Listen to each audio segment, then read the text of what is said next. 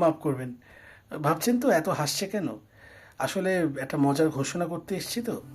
ওই আমি কীরকমভাবে বেঁচে আছি, না না, আমি না, আসলে স্বর্গীয় শ্রী সোমেন ঘোষের কলমে আমি কীরকমভাবে বেঁচে আছি নামের একটি হাস্যরসাত্মক লেখা এর আগে ওনারই আরেকটি লেখার সঙ্গে আমরা প্রকাশ করেছি পাস এন্টারটেনমেন্টের ইউটিউব চ্যানেলে।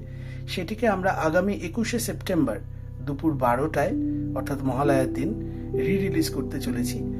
এই লেখাটি আপাতভাবে হাস্যরসাত্মক হলেও কয়েকটি গভীর মর্মস্পর্শী অনুভূতিকে ছুঁয়ে দেখে এবং সেই সঙ্গে মধ্যবিত্ত বাঙালির দৈনন্দিন গৃহস্থালী জীবনের একটি চিত্রকেও ফুটিয়ে তোলে। অতএব আপনারা শুনুন অডিও স্টোরি ফরম্যাটে এই গল্পটা আবারও, যারা শুনেছেন।